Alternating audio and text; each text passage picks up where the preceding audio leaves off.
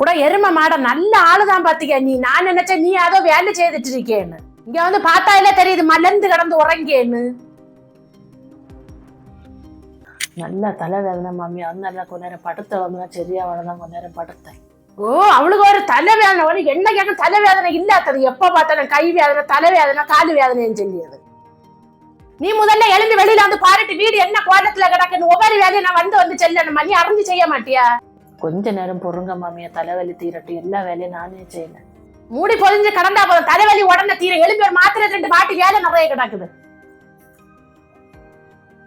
என்னத்த இது ஒரு சுத்த பத்தம் கிடையாது. எப்ப பார்த்தாலும் வீடு குப்பை குழி போல இருக்கு. எனக்கும் கிடைச்சிட்டு ஒரு மருமோ எல்லாம் எனக்கு தலை எழுத்து.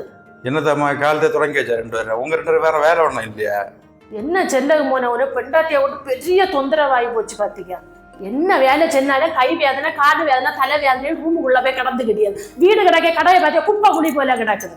ஒரு வேலை செய்யறது கிடையாது. தின்னா மலர்ந்து கிடந்து உறங்க.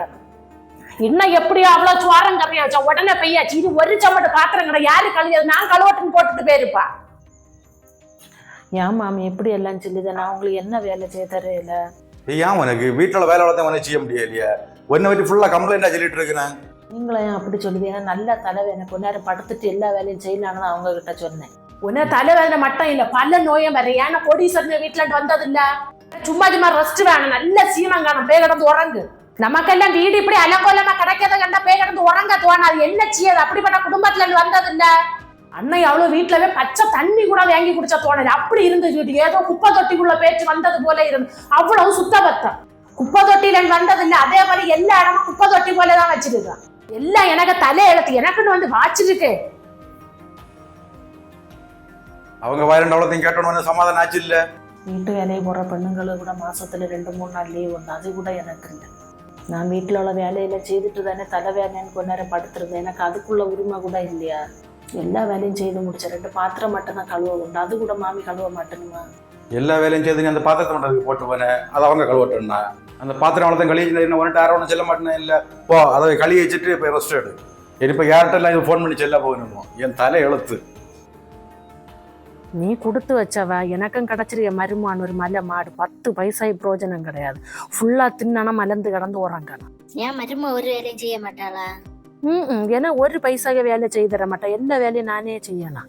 ஏன்னா மருமோ அப்படி இல்லை. காலையில 4 மணிக்கு எழும்பி எல்லா வேலையும் செய்வான்.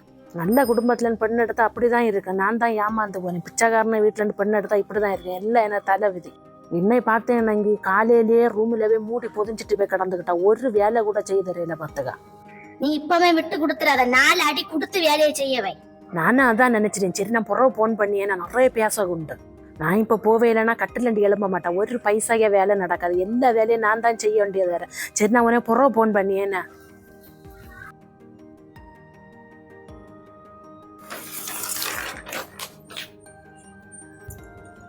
கேட்டியா மோன? சித்தி போன் பண்ணனே.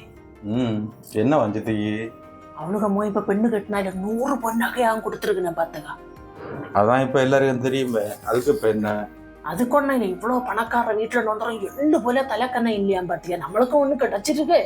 அவ அங்க காலையில 4 மணிக்கு எழுப்பி வீட்டுல உள்ள வேலை எல்லாம் அவ தான் செய்வாள். மருமக்கனா இப்படிதான் இருக்கா. அங்க விருந்துக்கார யாரெങ്കിലും வந்துனோன்னா மருமோதான் டீ எல்லாம் போட்டு கொடுப்பாளா.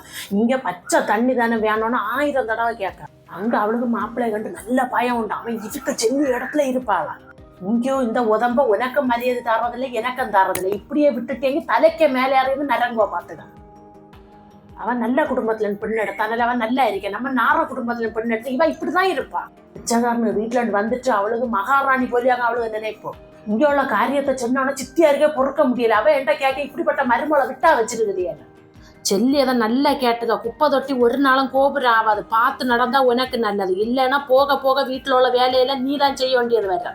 இதுக்கு மேல என்ன செல்லணும்னு எனக்கு தெரியல. ஒரு ஆம்பளையா உன என்ன செய்யணுமோ யோசிச்சு.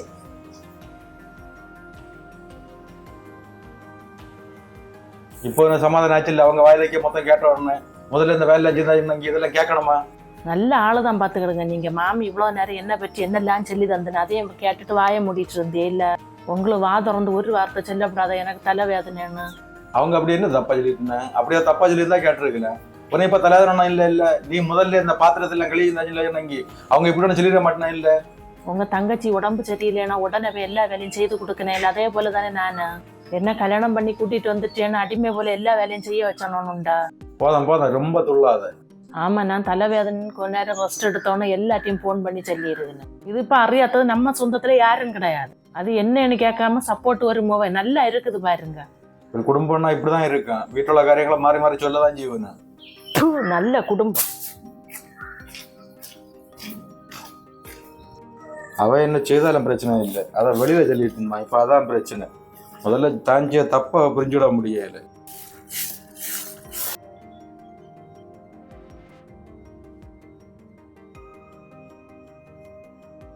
சரிங்க, என்ன தங்கச்சி என்கேஜ்மெண்ட் போகும்போது போட புதிய துணி எடுக்கணும். போன மாசம் சித்திய மண்ண கல்யாணத்துக்கு புதிய துணி எடுத்து வந்தேன். அது போட்டு போனா போதும். இது இப்ப இங்க வந்தா எல்லாரும் அங்கேயும் வருவேன் இல்ல. இது இப்ப எல்லாரும் புதிய துணி போட்டுட்டு ரொம்ப, நான் மட்டும் போட்ட துணியை போட்டுட்டு ரொம்ப நல்லாவா இருக்கேன். என்னத்தா புது துணியா? சரி பாப்போம். அப்படின்னா நமக்கு நாளை போமா, நாளை தங்கச்சி எடுக்க போகணும். அப்ப நமக்கும் எடுத்துட்டு வரல. என்னத்தா புது துணி? அதொன்ன முடியாது. போன மாசம் இல்ல புது துணி எடுத்து வந்தது. நீ எங்க கல்யாண வீடு உண்டாக்கில துணி எடுத்துக்க, அப்ப எடுத்தோன்னு தர முடியாது. இங்க என்ன நோட்டா அடிச்சுன கேக்கம்ப துணி எடுத்துறாரு. நல்ல கதை பார்த்துக்க உன கதை. இது இப்ப யாரு போன் அடிச்சது? நாளை நமக்கு எப்ப போவான்? எப்ப போகணும் கேட்க? அம்மா சொன்னவனே கேட்க இல்லையா? இருக்கதை போட்டு போனா போதும். மாமியா இதுல எல்லாம் தலை போடணும். எனக்கு ஒரு துணி எடுக்காம இருந்தாலும் அவங்கள்ட்ட கேட்டுட்டு தான் எடுக்கணுமா? அம்மா சொன்னது என்ன தப்பு? சும்மா வேஸ்ட், அதுக்கு பணத்தை ஓடிச்சிட.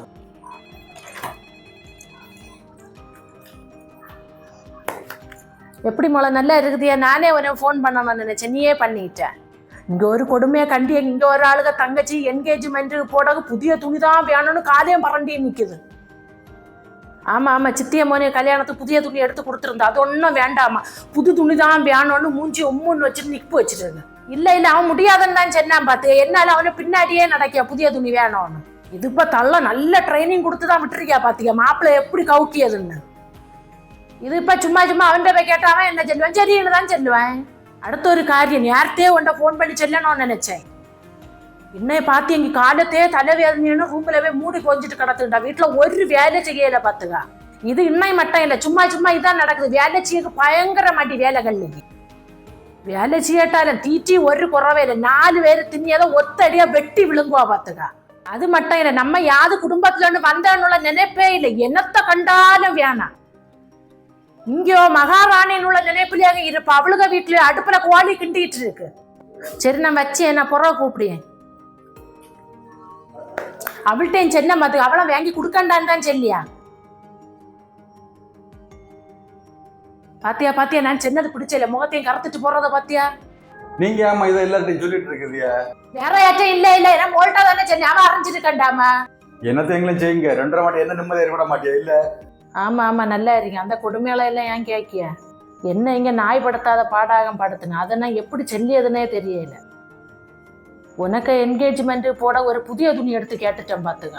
அதை மூன் தள்ளைட்ட கேட்டு தள்ள மோல்ட்ட கேட்டு எடுத்து கொடுக்கண்டான்னு சொன்னாலும் அங்களாவே எடுத்து தர மாட்டேன்னு.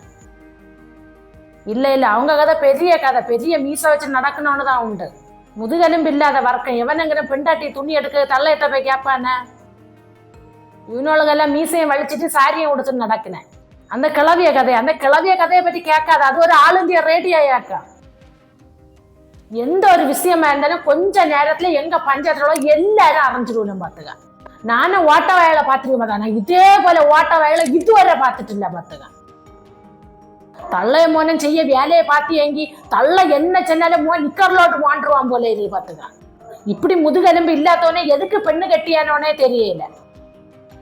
அதோட பெரிய விஷயம் என்னன்னா, காலையில தலைவேதனைன்னு கொஞ்ச நேரம் படுத்துட்டேன் பாத்துக்க. கிளவி இங்க காட்டின கூத்த பாத்தி எங்கி கிளவி தங்கச்சியிட்ட போன் பண்ணி சொல்லி, தங்கச்சி வேற யார்ட்டையே போன் பண்ணி சொல்லி, இனி இந்த கன்னியாகுமரி மாவட்டத்துல அறியக்கு ஒரு ஆளும் கிடையாது. எப்ப பார்த்தாலும் பூத கண்ணாடி வச்சுட்டு என்ன பரமண்டே நடக்குதுன்னா என்ன செய்யன்னு பாக்குறது. அடுத்தது நாத்தை நான் ஒரு குசூட்டம் பார்த்தேன். எப்படியோ கிளவி அறியல, அறிஞ்சிட்டு போய் டிவியில தலைப்பு செய்தியாட்டு என்ன மரும குசூட்டான்னு வந்துடுங்க. அப்புறம் ஒரு முக்கியமான விஷயம் நல்லா கேட்டுக்க. கல்யாணம் முடிச்சாட்டால ஒன்னா இல்ல, மாப்பிள்ளை முதுகெலும்புண்டா மாமியாருக்கு கஞ்ச புசு நிறையான்னு விசாரிச்சுக்க. ஏன்னா நான் ஏமாந்துட்டேன், அதே மாதிரி நீ ஏமாந்துடக்கூடாது பாத்தியா. அப்படி ஏமாந்து போனாலும் கொஞ்சம் உஷாராயிரு. மாமியார் துண்ணுல அலங்கி அவளை நாக்க அறுத்தடு. என்ன போல கோலையா இருந்துடாத. சரி நான் போன வச்சு என்ன யார்கிட்ட எங்களோட காரியத்தெல்லாம் போன்ல சொல்லிட்டு இருக்கீங்க? நான் என் தங்கச்சிட்ட சொன்னேன். கொஞ்சம் மங்கள நானா உண்ட டிங்கோட காரியத்தை வீட்டுல விழிச்சு செல்லகு. நானம்மா எதுக்கு? நான் இல்லாத காரியம் ஒன்றும் செல்ல இல்ல. அடுத்தது குடும்பக்காரன் எல்லாரும் எங்க உள்ள காரியம் அவங்க ஆரம்பிச்சிருக்கானா, அவங்க காரியம் எல்லாம் எங்க ஆரம்பிச்சிருக்கானா, அதான உங்க குடும்ப வழக்கம். நீ எல்லாம் ஒரு பெண்டாட்டி அடுத்தவங்க முன்னாடி சொந்த மாப்பிள்ளைய மாமியாரை விட்டு கொடுத்து என்ன பழக்கம் விட்டுதல்ல? இப்ப புரிஞ்சுதா மோனே? இதான் ஒரே பெண்டாட்டிக பழக்க வழக்கம். யாராவது மாமியாரை மாப்பிள்ளை இப்படி விட்டு கொடுத்து பேசணுமா? நல்ல குடும்பத்துல இருந்து வந்தா இதெல்லாம் தெரியும். நார குடும்பத்துல இருந்து வந்தா இப்படிதான் இருக்கும். இது நீங்க செய்துட்டு இருக்க காரியம் தானே. நீங்க செய்தா சரி, நான் செய்தா தப்பா? காலத்தை தலைவியாதனேன்னு கொஞ்ச நேரம் படுத்ததுக்கு இனி இந்த கன்னியாகுமரி மாவட்டத்துல அறிய கேரங்கள உண்டா? இதே போல பெண்டாட்டியை பற்றி மருமோளை பற்றி எல்லாத்தையும் சொல்லி நடக்கும்போது உங்களுக்கு மோசமா தெரியும் இல்லையா? மாமிய உங்க முவ எதங்க தப்பு பண்ண உங்க மோன்ட்ட செல்லுவியலா? அதே போல நீங்க உங்க அம்மா எதங்க தப்பு பண்ணா என்கிட்ட செல்லுவியலா? செல்ல மாட்டீங்களா? அப்போ உங்களுக்கு அதை மறைச்சு வச்ச தெரியும் இல்ல? அப்போ உங்களுக்கு தெரியும் குடும்பத்துல எப்படி நடக்கணும், மாறி எப்படி மரியாதை கொடுக்கணும்னு உள்ளது உங்களுக்கு தெரியும். மோனுக பெண்டாட்டி மட்டும் இதுக்கு விதி விலக்கு இல்ல. என்ன பற்றி யாரு என்ன வேணும்னு சொல்லலாம் இல்ல? நீங்க அப்படி பார்க்கணும் வேண்டாம். நான் யாருக்கும் போன் பண்ணி ஒன்னும் சொல்லல. நீங்க எப்படி நடந்துகிட்டேன்னு உள்ளதை உங்களுக்கு புரிய வச்சு தந்தவங்க. நான் நல்ல குடும்பத்துல நல்ல அப்பனே பிறந்தவளாக்கு.